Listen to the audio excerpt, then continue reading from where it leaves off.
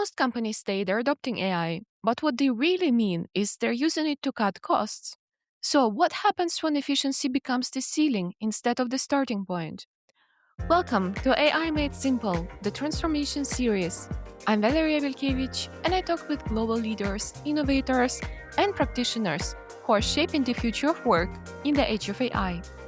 In this episode, I'm joined by Drodge, digital transformation and AI strategist with over 25 years of experience across Roche, Novartis, Sony, and Amadeus, now lecturing on AI and digital leadership at Northwestern University in Switzerland. We talk about why most organizations get stuck in AI experimentation and never reach real impact, why human in the loop often means the person who takes the blame and not the person with agency, and which human skills are actually rising in value in the age of AI. Dave, it's great to have you on the show. Thank you very much. Really appreciate the invite and great to be here. Dave, you've built such an unusually broad career across countries, industries, agency life, global organizations, and now also academia. Can you take us a little through that journey? What were some of the defining moments that shaped your perspective on transformation and maybe the role that technology plays in it? Yeah, great. So, I've worked in digital for over 25 years. And I started out when the web was just coming of, presence of interest. And so at that point in time, myself and a friend started a web agency because we were interested in the technology and really believed that could change the world. Looking at that now, it's a case that's even more so. And we couldn't have imagined where AI has brought us. So across that journey, I've really been like a digital lighthouse keeper, really kind of guiding organizations through each wave and giving them, like, for instance, some expertise in my side to how we can actually navigate those different waves. So I think for me, one of the big ones as well was e-commerce. And I work for a company called Amadeus, which is a background, what they call a global distribution system. And at the time, it was disrupting, travel agents, because we used to have to go and speak to someone and say, can you book this travel for me? And on the one side, we had a travel website where you could actually plan your trip. And then we had Check-My-Trip as well, where you could actually go and actually find out your itinerary and download your e-ticket. So, in those times, it was actually quite revolutionary times from that point of view. And over my career as well, I've worked in nonprofits as well. So the World Wildlife Fund. And that was an amazing experience from the point of view of partnerships. Really, this idea of you can't do it all by yourself. You have to go with other organizations that are willing to work with you. And there we actually had some really great partnerships, like, for instance, at the time with Twitter, for instance, we had a Twitter bot that actually looked at people's Twitter feed, saw ones where their emojis were their endangered species, and then we tweeted them and say, hey, do you want to become kind of a spokesperson for WWF around that? And so that was a really great example of taking the brand trend, like, for instance, emojis at the time, and then bringing together the technology to actually make it happen. And so, as you mentioned, the last thing I've been really focused on is more on the digital transformation side of things. And luckily, my roles recently that's employed AI and actually bringing that to the whole organization. So really giving people the skills, giving people the confidence and how to actually use this technology to actually further the goals of the organization. So it's been a whirlwind tour. And I would say one last thing is that I think where I'm going to next, it's a case that's lecturing and the like. And that's really goes back to one of the things I really feel is valuable for everyone in these days is actually this continuous learning. It's a case that the world is changing so quickly, we need to keep up. And that's a way to actually to do that, to always be looking at how to learn. And that's not just taking courses, but it's a case, of course, like day to day, looking at our feeds, looking at who's interesting in our field, and actually always then collaborating with people to figure out what the next fix thing is and how to actually apply it. You mentioned this tweet. It was very interesting, and I'm sure it made an impact as well. What I read in one of your articles that interviewed you, that also while working at Roche, you also managed with AI to cut down time of, I believe it was clinical reports from 12 weeks to, was it 10 minutes, 10 hours? You can tell us more about it. So it's really, at the end of the day, technology should make our lives better. So my question to you is that you've described three waves of AI adoption: experimentation, exploit, and enlightening. The three E's. Can you walk us through what that means and why most organizations seem to get stuck at this experimentation without really moving into the impact or this enlightenment from the technology? Yeah, no, it's a great question. So I think that one thing is that we all stand on the shoulders of giants. So, like for instance, Alex from Strategizer, the first two, experiment and exploit, are from his methodology, and Hmm. then I add enlightenment because I think that one of the key things today is that a lot of companies, and on the flip side, a lot of employees really look at this as an efficiency ploy. And having said that, there are lots of good examples of that. You mentioned one. And on the other hand, it's something where I think it's a lack of imagination. And that's one of the things that we still hold that, people are better at AI about. I mean, really new things. And, looking at how do we actually, grow the top line? How do we actually look at that? And, I've got a good example of that, two Swedish firms. I mean, one of them is Klarna, and they came out and said, Hmm. we're going to get rid of our customer service people and replace them with a bot. Get rid of 700 jobs. And then they had to And now pull the they people came back. back. Exactly, exactly. And then the flip side, another Swedish firm, IKEA, actually had a different attitude. They actually used a bot, but then they actually looked at it from the point of view of, hey, we've got customer service people. They know our products in and out. What are we going to do with them? We're going to retrain, I think it was 8,500 customer service people, and they put them into a situation where they were doing virtual consultations online. And that actually generated $1.3 million worth of revenue. So that's the kind of thing that we need to see more of. How do we actually do something better? How do we allow people to thrive, not just, get a couple of cents on the dollar from the point of view of efficiency gains? And going back to your point, and where we started this conversation and this question, experiment is really sometimes about that, is dimes on the dollar. And it's not actually looking at the big picture and what we can really do it. So I think it's a good thing from the point of view of a starting point. And but you get to a certain point where you have to say, okay, one of these things is actually going to scale. Where do we put our real focus as an organization on it? And then how do we actually, exploit that to actually get, like I said, better top line, better bottom line as well, of course, but all those things together.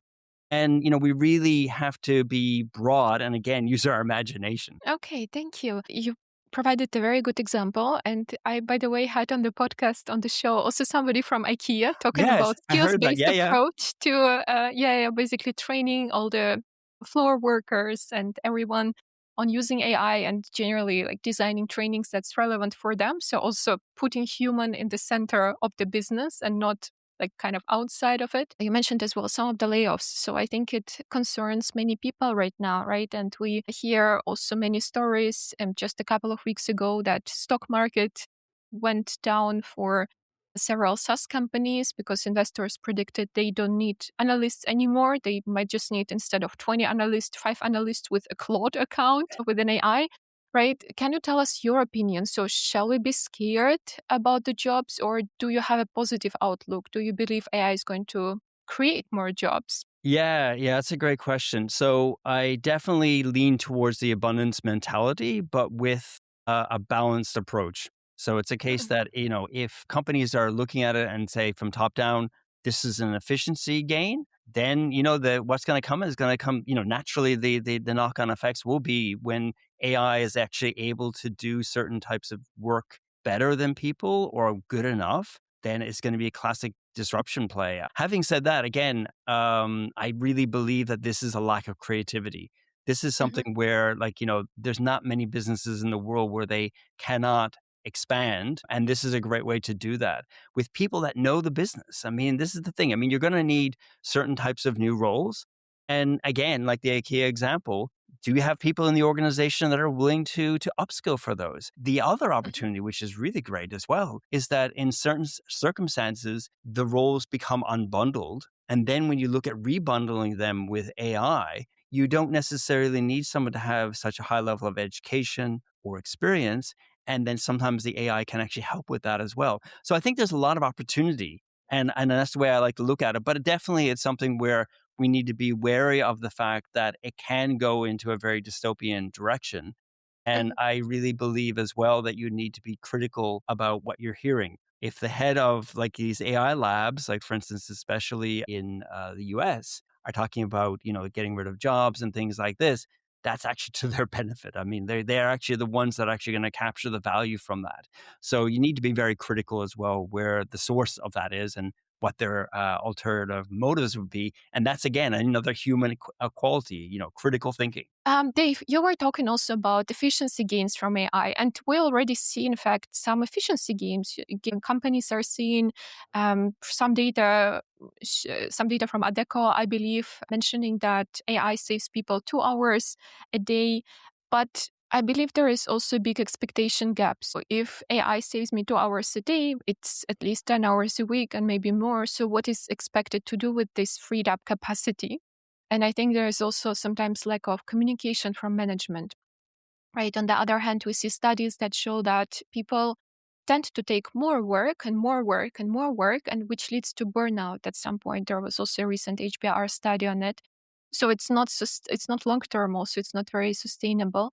How do you see this play out inside enterprises, inside organization, and what do you think should the leadership approach be? Yeah. So I then, if you look at it from an abundance point of view, then part of it is actually, you will gain benefits from it, and Mhm. this should actually put people in the situation of actually having some more time. And with that time, they should be looking at doing the things that people are good at, having relationships, going deeper, asking the right questions. These are key things that us people we need to keep doing. And also with that freed up time, to actually continue learning, to kind of share the learnings that they get from things like AI and make sure that the organization is continuously learning and benefiting from that. And I think that's one of the key things as well, is that a lot of organizations haven't upskilled their workforces. And I think that's Mhm. a big gap. And because of that, then people are fearful. So management, leadership actually has to really come out and say, well, what are we going to use this for? What's our purpose with this?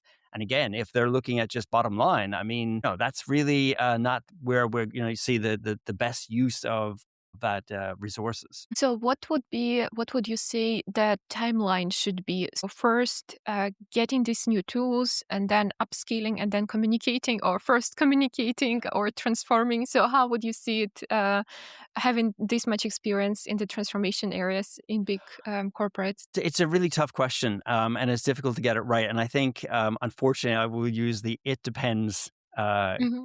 answer. So, in an organization that really is open, and it's a case that already, very much, a continuous learning organization and everything else, I think that would be a good thing to actually get the upskilling program ready first. And then, like, for instance, obviously a part of that is the technology as well. Although a lot of these technologies are more or less interchangeable, and always there's this, race between them. But it's a case that, like, for instance, they're doing similar things. And, one of the things I would say is that it shouldn't be something where it's a knee jerk reaction either. So, for instance, like, the CEO comes and says, we have to have AI and I want it by the end of Hmm. this year.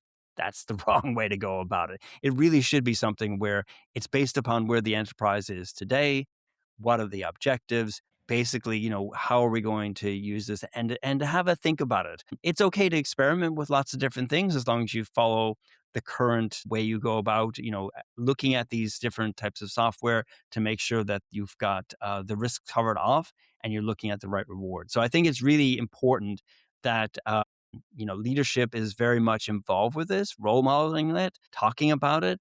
And therefore, then people, and the studies show this, people will come along behind it because they want it in a lot of cases. And there's lots of studies saying as well that especially when ChatGPT came up first, there was a lot of people just using it in the shadows. So even though it wasn't Yeah. actually, approved or this kind of stuff, they were using it. And unfortunately, they were putting company information in there, which was not safe. Yeah, I recently talked to also a leader from an organization, and it was a very anecdotal story. He said our company rolled out a challenge, AI challenge, and everybody could submit their AI use cases. So we didn't tell them like what use cases or what tools should they use. And then he mentioned they realized after people submitted the use cases that over 50% of the use cases were submitted not using the company tools. Yeah, yeah, Kind of exactly. not the enterprise tools, but kind of as you mentioned, like kind of private ChatGPT account or or Claude's account or any of that matter. So it was, I guess, a good learning for the company as well. But also I think it's in every company right now the case as well. The shadow IT or shadow AI right now, as you're Definitely. mentioning. When we think about AI adoption, and in some companies, obviously it's they have a higher rate of AI adoption. Some companies are a bit behind. So what do you think think differentiates these two companies? From what you mentioned is I heard continuous learning culture, also leadership support, or that senior leadership is actually driving it. What else would you say are the points? Yeah, and I think that you had a really good example there as well, is that then it's like, if you've got the top management on board, if they're role modeling it, then you need catalysts. You need an army of people that are actually Mhm. saying, hey, this actually works, and I'm going to share how I'm using it, and I'm very curious to hear how you're using it as well. And that learning culture is actually what will actually make it take root and actually flourish within the company. And again, going back to the three E's, then you want to look at, okay, what are the use cases that we found that are Yep. really going to change our business? Hopefully more the top line side of things, but of course there's going to be some efficiency gains there as well. And look at end-to-end process redesign. And you have to have people on board. It's something where if they're not on board, they're going to resist. They're going to maybe even sabotage what's happening even. And because of that, it's something where you really want all people going in the same direction. How do you make sure that you get people on board? Well, I mean, I think that one of the key things is that you, with these tools, I mean, you do have monitoring available. Like, for instance, so you can put up your dashboard and say, okay, these teams seem to be doing it really well from the point of view that they're following whatever we've put together. For instance, they're using the tools, soft things as well. Like, for instance, qualitative surveys to see where people are to start the baseline and then to see how you mesh against that going forward. And then you can course correct. It's really critical that it's not something where, you're just like, okay, this is the plan, it's in stone. You really always have to be iterating as well to figure out what works.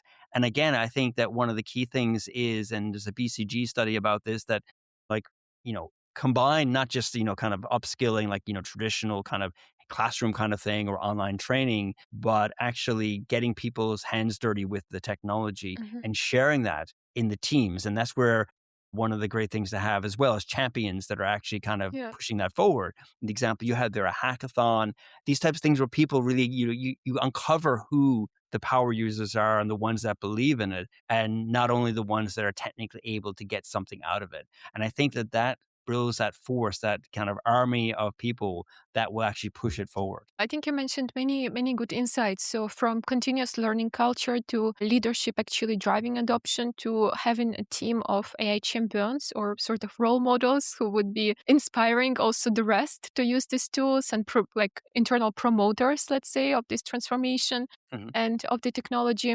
But also, you mentioned that use cases or trying to find use cases that are solving problems. It's not just rolling out one generic training with just one same use case, like how to, I don't know, draft your email replies to all the organization, though it's important, but really looking at what use cases do the teams have? How can we use AI to solve these problems? And that's where, again, champions, for example, from the teams can help, right? They can be the first to identify it and to apply and to share with others, for example. Yeah, and being hands-on. So that's also what you mentioned. Basically, I think it goes together. The identifying the use cases, but also like trying to implement them right away and see the gains for yourself. Um, Dave, you talked about two models, the Centaur and the Cyborg. The Centaur draws a clear line between human and machine tasks, and the Cyborg blends them throughout. From your experience driving this across enterprise teams, which model emerges in practice? Yeah, so this is actually based upon a Harvard Business Review study as well. And one of the things that's there is that they have different outcomes. But having said that, for a lot of people, the Centaur is a lot more natural. Like, for instance, they know that, okay, it can look at so many reports and look at crunching all of this data and kind of coming back with a good response. And therefore, they just kind of outsource that part of it. And the cyborg is much more iterative. So looking maybe at the subtask and saying, "Oh, okay, it's good for this, and then having interaction with it." And I don't know where the source of it was, but there was this really nice analogy where it said, like, Google is like a dog fetching a stone, or not a stone, but a book, or a branch or something like this. And, like, for instance, the large language model chatbots is more like having a conversation with a colleague. At the Mhm. time, it was more like a junior colleague. But I think that that's exactly it. It's something where the cyborgs are kind of more having that interaction with the actual technology, trying to figure out what are the good things about it, what are the bad things about it. And in this study as well, Ethan Mullen talks a lot about the jagged edge. And it's not like a kind of a neat curve where you can see this is where AI is good and where the human is better. But it's something where it's jagged, and you have to kind of always be playing with it a little bit, experimenting to figure out what is going on there and see how it's changing over time as well. Because sometimes it gets worse as well. I mean, like for instance, there's some Yeah. really interesting things right now where people are saying, a year ago I was using this version, it was fine, and this kind of stuff, and now the new version, it's doing a bad job. So it's something where it's not a consistent thing that we can kind of rely on. I think it also relates to this other aspect of where we actually outsource our thinking to AI and where we augment our thinking with AI. I believe there is also another model, which is AI as a co-pilot versus AI as co-thinker. So Yeah. co-pilot being when you like outsource the job, the full tasks to AI, and co-thinker is where you use AI to spot maybe the flaws in your own thinking or in your own decision, or you use it again to as a reflection partner or as a mirror, let's say, to mirror your decision to tell you where you might be wrong. So I think it's also an important mental exercise for each of us to try and understand, okay, where can I use AI to actually improve my thinking, not to just, outsource my thinking completely. Yeah, exactly. And actually, this study has been updated last year, and they actually brought in pretty much exactly what you just said, which is actually this idea that, what are the things that we're just outsourcing to AI? Mm. And it also said as well, depending on what you're trying to do, it might be fine to do that. Even from a learning point of view, is something where this is a productivity issue. Is it something where I have to get this out this second? And therefore, yes, you can actually say, okay, I'm going to let it do that. But there's also the downside of that, which is cognitive offloading. And it's a case that based upon that, it's something where someone's skills in that area will get worse over time. Your motto is be human, not just human in the loop. I think it plays out nicely in this conversation. Can you unpack it even more, especially for leaders who would hear, okay, human in the loop and think they've ticked the box on people's side of AI? Yeah, and I think there's a really good analogy to that. So, like for instance, if you look at actually, I did some legal studies in the last couple of years, and it's a case that part of human in the loop sometimes is just actually to tick a liability box. So, if something goes wrong, this person did it, and they are legally liable, and therefore the company is kind of covered. And again, this idea, this third case of actually, abdicating and outsourcing our thinking, this is something where ultimately, as people, employees, in companies, we need to take responsibility for what we have actually approved. So, having said that, this third case, like for instance, if you look at the human in the loop, is kind of like in a car, the crumple zone. So when there's an accident, there's a part of the car that actually compresses to take the damage, and in this case, to take the liability. And so, therefore, like for instance, we need to make sure that when we talk about human in the loop, we're talking about true agency, where someone doesn't just say approve, disapprove, but they can actually do something about it. And that's exactly why I say be human, because it's a case that first off, it's something where then you have agency to do something. But also, second of all, it's like, for instance, how do we as human beings stay relevant and also, again, human? And so part of that is, like, for instance, putting our fingerprint on the things that we do, so that when you see something from a certain person, you say, oh, okay, I know this came from this person, not from a bot, let's say, for instance. And also, it's also like, for instance, if you look at a really great study that came out from MIT about what are the characteristics of people that actually, AI is still having difficulties with, and they call it EPOCH. And, the first one's emotional, the second one is presence. You look at presence, for instance, I mean, what we're having here right now, a video conversation, is actually sometimes even using AI, or at least, kind of acknowledging the fact that this is actually a certain important skill that we need to have, and then trying to increase that. Of course, physical presence as well, even more so. And the other parts of that as well are, like, for instance, like opinion, which is around, like, for instance, like, judgment. And again, taking responsibility for your work, creativity.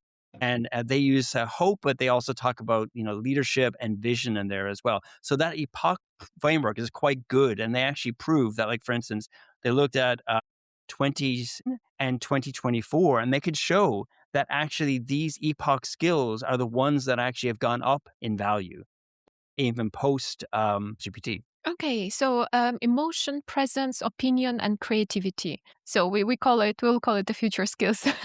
Exactly, and Yeah. hope as well, and that's where more leadership and vision, and again, it's something where, these are the types of things where AI can emulate some of it, but true epoch skills, it's a case it's still a human characteristics. When you look at how organizations are approaching AI today, what's the one mindset shift you believe leaders most urgently need to make? Again, I think that the first thing is like going back to this vision. It's like, what are we trying to do? And I hope that they're looking at this more as an opportunity to grow than it is to actually just be efficient. I think that that's the key thing right there and then. And then back to continuous learning. It's something where this is really like if we free people up to have some time, then reinvest that in actually how we're going to go forward, but also in our human capabilities. And I think those are the key two things. And I have two more fireside, very quick questions for you. Go for it. First, what's the one AI tool you personally can't live without right now? Well, that's a good question. I have to Just be honest one. with you. Yeah, exactly. I was just going to say that I actually am using Comet Browser, which is Perplexity. But having said that, can't live without, but I don't trust it is the key combination. And just have numerous examples where it's kind of gone off. And also it's been lazy as well. It's just Yeah. like Okay. going it's like, okay, you've asked me to do these things. That's going to take a long time and this kind of stuff. I'm like, oh my goodness. I mean, and then I say, just continue and do it. Okay. So how do you, if you don't trust it, how do you go to incognito mode when you open, like, I don't know, bank accounts or some confidential information? Well, having said that, I use it for very specific types of tasks, and Okay. I So it's not definitely your do not. default browser. No, no, no, no, no. But having said that, I found it very interesting that some experiments I've done with it, where it's actually gone into like a copy of a spreadsheet that I've done and written over columns, all these types of things. I'm like going, it's not ready. And having said that, I mean that's it's some concrete examples, but also it saves a lot of time as well. So it's still a good tool, but you just have to watch it. Okay, I got it. And the second question, what's one task from your career? I mean, it doesn't have to be now, but maybe if you think back, that you'd happily outsource to AI or automated with AI years ago. I would say most of my jobs with reporting, it's a case that Okay. and I think that that's something where really, yeah, there's a funny cartoon from Mark Tunis, and it's like, for instance, this idea of like, for instance, that, oh, I need to write this email, and you give it a one prompt, and then it makes something big, and then the person on the other side is actually looking at the email and then going, can you give me a summary of that? And I think Yeah. this is exactly the thing. Like, for instance, this is exactly the thing where those type of things that we do that we don't need to do, and reporting is a really good example of that, is something where that's what we should be cutting out. And that's where the end-to-end enterprise view of things is so important. Yeah, thank you. So it's also a positive outlook to the listeners that AI can also free up your time for more valuable tasks, for more high Definitely. level, and for tasks where you really enjoy your work so that you like it more. And you Yeah. outsource the things that we dislike to AI. Thank you. Thank you, Dave. It was a great discussion. Thank you very much for having me. You can find Dave Drodge on LinkedIn. The link is in the show notes, along with all the resources and frameworks we mentioned. If you enjoyed this episode, follow AI Made Simple, the transformation series, for more conversations with practitioners and leaders shaping how AI is actually adopted inside organizations. Thanks for listening.